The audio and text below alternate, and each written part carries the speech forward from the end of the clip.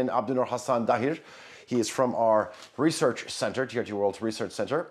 Good to see you. Tell us more about the operation. Well, thank you for having me.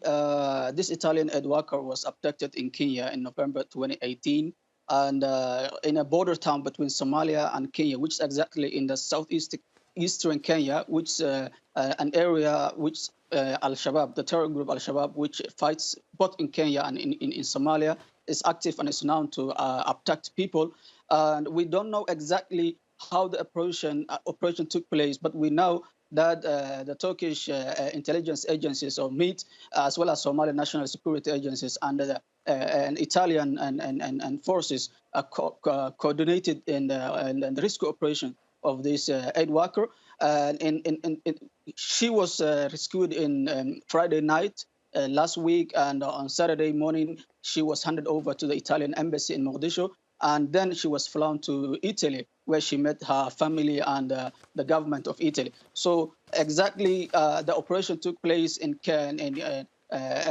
was initially instigated by Turkish intelligence agents, which is known to have very efficient operations across the world. We need to mention that the BKK leader Abdullah Öcalan, which is now in jail, was captured in Kenya in 1999 by Turkish intelligence agents MIT, as well as the Kenyan Security Force and a couple of Western intelligence agents, including the CIA. Turkey has a great presence in this region. We know that Turkey has been active in Somalia for the last decade and has been training Somali National Army against the fight of Al-Shabab, the terror group, as well as regional security. So the operation has took over. The planning of the operation took over more than 1 year since the Italian authorities requested the Turkish intelligence agents to help them rescue the national.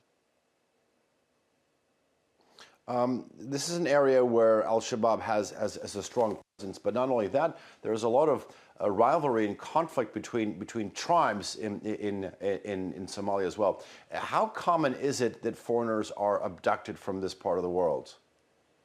Well, we need to go back to 2012 when Kenyan forces interfered in Somalia because due to the Al-Shabaab's activity in that region, as well as abduction of both Kenyan nationals and foreigners.